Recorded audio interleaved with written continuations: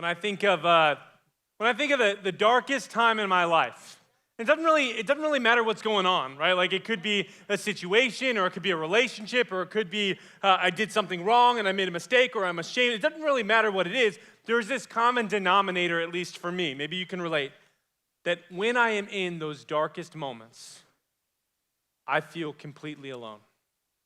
I don't actually have to be completely alone, right? Like I could be in a room full of people, and still at the same time, in those moments, I feel alone. And it's easy to say that and be like, okay, Josh, but you're probably just talking about like when you were little and you made like a really big mistake when you were younger, and you made it. No. This is something that, like, at least for me, is something that's pretty regular. When I feel shame or brokenness or just a weight or a burden or stressed out, it's so easy for me to instantly feel alone.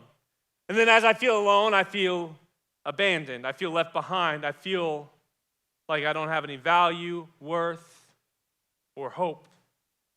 I feel helpless. My question is, because I know that many of us, we've wrestled with the same thing.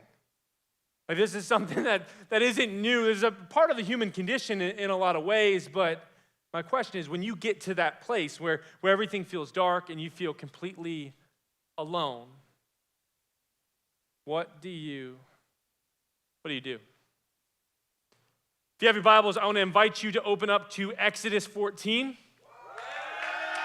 Yeah, in Exodus 14, we're actually going to be in 13 first, and we're going to jump to 14. But this is kind of like really early on in the Bible. So if you don't know where it is, you go Genesis, Exodus, boom, you're there. Right, so very beginning of the Bible. And as you get there, I'm Josh. I'm the student pastor here at SciLife Church. Super stoked to just get to hang out with y'all. And here's the thing. A lot has happened up to this point that we're reading in Exodus. See, up to this point, the Israelites have been in slavery, right? Slavery in Egypt, and a lot of things in Egypt are really going pretty bad for the Israelites. So as that's been going on, God chooses a man named Moses to lead them out of slavery. And so he goes to Moses and says, hey, Moses, I want you to do this. Moses is like, hey, God, are you sure? And God's like, yes, I'm sure. And so he sends him back to the Pharaoh, and he gives him all these signs, right? Like Moses goes to Pharaoh, gives him these signs, like there's frogs at one point, there's locusts, people are getting sick, all of a sudden people are dying, like all these signs that Moses is giving. He said, hey, God wants them to leave. As soon as they leave, as soon as you let us free, the Israelites free, we'll leave you alone.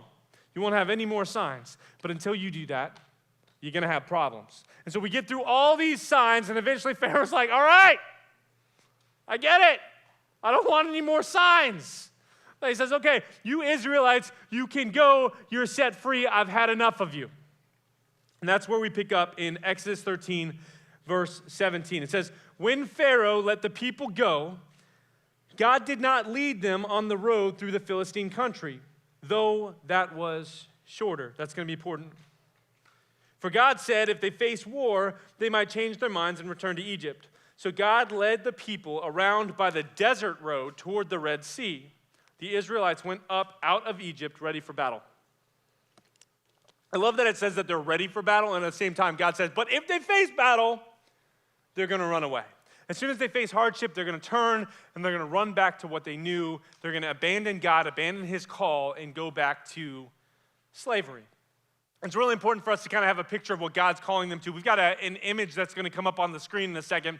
And it's going to kind of show us the path that the Israelites took as they were leaving Egypt. Let's go ahead and have that come up. And it's still me. All right, so there's this path that they had to take when they were leaving Egypt. And then basically the way that it looked is there was this, up here is towards Philistine country. And this is a short path because they need to get from here to here.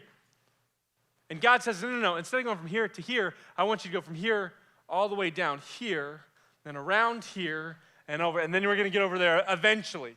Right? They run circles multiple times. Hey, there we are. All right, so we see that up top, that yellow line, that is towards Philistine country. That's the path they could have taken, and that white line is the path that they did take. And so if you look down, they're going to kind of walk down on that peninsula. You're going to see they kind of loop around down at the bottom. You guys see that?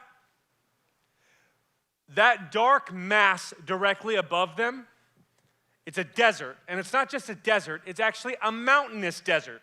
right? Like, they're giant mountains that they cannot possibly cross. And so God says, hey, here's what we could do. We could take the short path.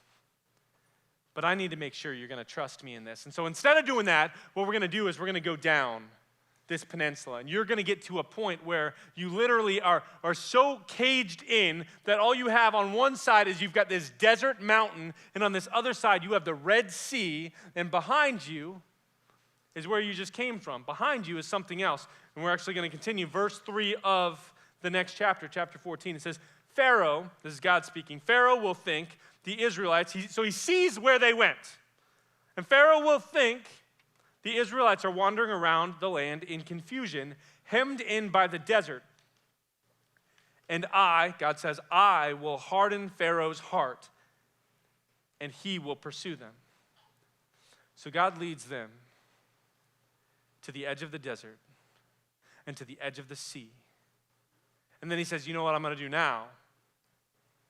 I'm going to harden the Pharaoh's heart. So now they're trapped.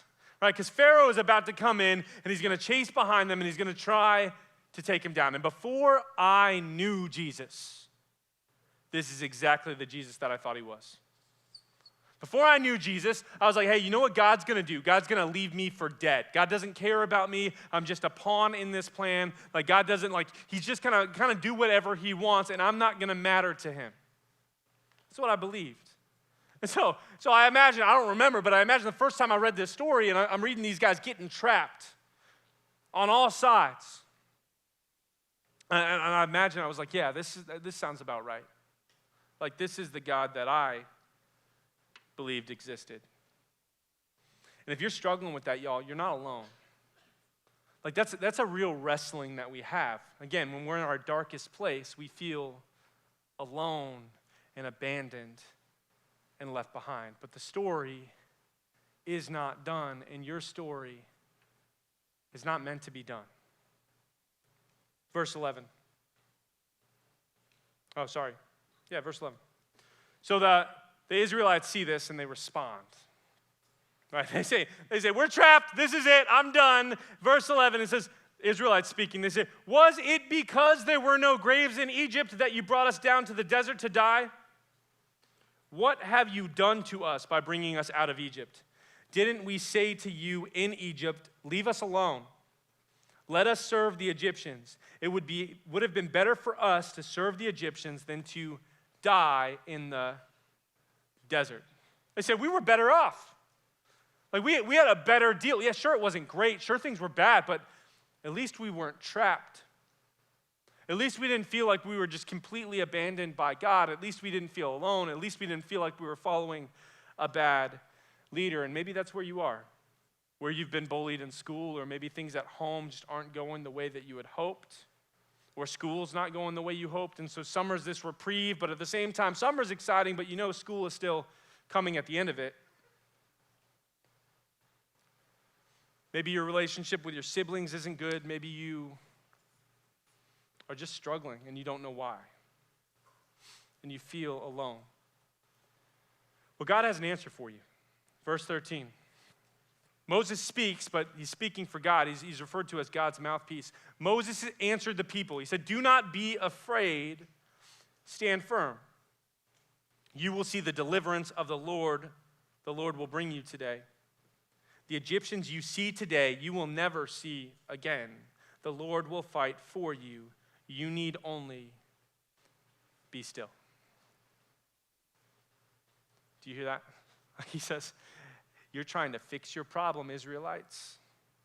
You're trying to make a plan, or like, hey man, I just wish I was back in Egypt.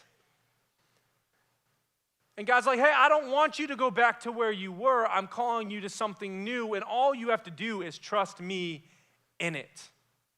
He says, I've got you covered. I'm going to take care of you. I'm going to protect you. All you need to do is be still. Trust that I am God. And so we see that, and we're like, hey, that's well and good. And the story goes on, right? And I'm not even going to dive too far into it, but some of you have even heard it, right? Like all of a sudden, God parts this Red Sea. He parts it, and to the point where they were able to walk across the Red Sea, all the Israelites, on dry ground. And if that wasn't enough, as the Pharaoh chases back with his Egyptian army, the waters close in on the Egyptians so that they are all gone. And the Israelites stand on the other side on dry ground, completely saved. But if you're like me, you might ask the question, okay, that's great. Like, that's cool. Like, God's powerful. Like, I'm in on that. That's not something that I really struggle with. But at the same time, why did he lead them to a dead end where they could have died? Why did God lead them to a place where they were so afraid for their lives that they wished that they were slaves again? You know, I've wrestled with this question. It's not a bad question to wrestle through. God's not afraid of your questions. The reason that God brings the Israelites through hard times, and the reason that you and I are going to go through hard times, because the reality is we're enemy visitors on this earth. Like, this world is not our home, it's not where we belong, and it's not where we find our original citizenship. Like, you are a citizen of God if you are a believer in him, well before you're an American citizen or anything else. And so because we're in enemy territory, we're going to be attacked. And God says, hey, this isn't your last battle. Like, this Red Sea desert battle that you didn't even have to do anything to fight in isn't your last battle. There'll be giants ahead. God says, you're going to have to face giants, and I need you to know that I am trustworthy, and so I need to create opportunity for you to learn how to trust me and to take courage. Thinking about my daughter. My daughter is, she's 4 years old, and Chica is incredible. Like, if you've met her, you know it. She's awesome. But one thing that she really struggles with, and really kind of the biggest thing that we have to battle, like, we don't really have to teach her how to be kind. We don't have to teach her how to, like, care for people well. She does that better than me already. She isn't, like, real hard to do, but still. But one thing that we have to work on is teaching her how to be brave.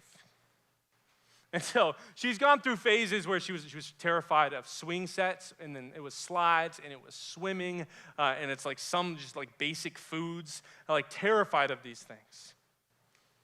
And one by one, we've had to step into that and practice being brave. Right now, it's water slides. Absolutely terrified of water slides. And as her dad, I know that as soon as she goes down a water slide, she's gonna love it. But she's scared. And so what do I do as a dad? I sit down with her and I try to walk through, like, hey, baby, like, remember when you were scared of swings? You remember when you were scared to turn on the grill and put on chicken on the grill with me because you didn't want fire to burn you? Remember when you were scared of scissors and now you're like the queen of scissors? Remember when you didn't want to jump off the bed and now we can't get you to stop? Please stop. Remember when you're scared of slides? This is just a wet slide. See, I have this opportunity as her dad to sit down with her and say, hey, I want you to remember the times that you trusted me. The times that I said, hey, baby, like, you don't need to worry about this fight. I've got you. I'll keep you safe. Now, I'd love to be able to tell you that I walked through this and she got down that water slide. We're still working on it. She still hasn't gone down. But the point is, God led them to this place where they were absolutely trapped. And they said, man, I feel completely alone. And God said, I need you to feel that, and I need you to see the army around you, and I need you to see the sea and the desert and all that's going on, because I know about the giants that are coming. And when you face giants, I need at least two of you, which honestly, there were only two of them when they faced giants, that can say, hey, you know, these are big giants, but our God is bigger. Don't you remember what he did in the sea? When he parted it and he took out an entire army? See, we get this idea that I need to be strong enough or smart enough to fix the problems in my life. And when I don't fix those problems, I feel like I am a failure, and I feel ashamed, and I feel broken and left behind.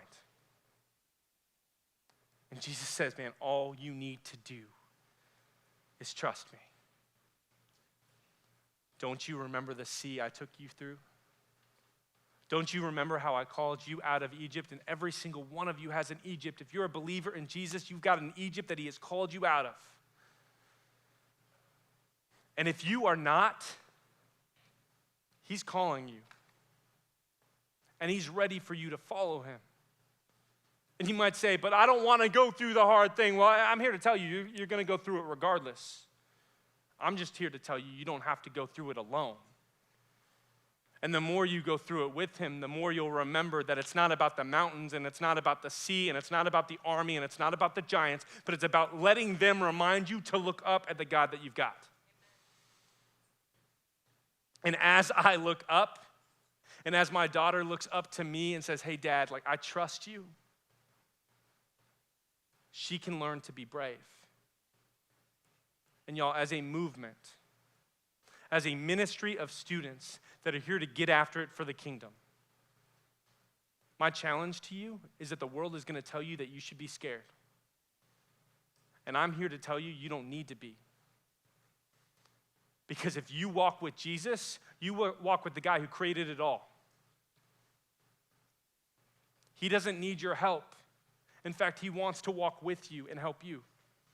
Now, he might not help you get to where you want to go. Trust me, they said, hey, bring me back to Egypt. And God said, no, I'm bringing you to the promised land. Follow me through this sea. He's going to take you where he has called you to go. But I'll tell you this. When I'm in the thick of it, when I'm stressed and when I'm burnt out and when I feel like I've got nothing left, every time, and I struggle sometimes to do this, but every time I remember to look up and I remember what he has taken me out of, I also remember that I'm not alone. And then I get to come to community. And as I struggle, they remind me that I'm not alone. That we can be together in this. That regardless of the giants and the armies that are against us, we have a family that we can do this with. And that's what the movement's about. Would you pray with me? Jesus, we are grateful. We're grateful that, honestly, we're grateful for the dead ends. Like when you bring us to a dead end and we're like, man, there's nowhere else to go. And you say, no, I've got a plan. You just got to trust me. God, I know sometimes that we lead ourselves to dead ends through bad decisions and our own brokenness. And I pray that you meet us there, that you comfort us there, that you lead us out of it. God, you're good, but being brave can be really hard. But we trust you in that. We remember Egypt, and we're grateful for the land that you have called us to. In your name, amen.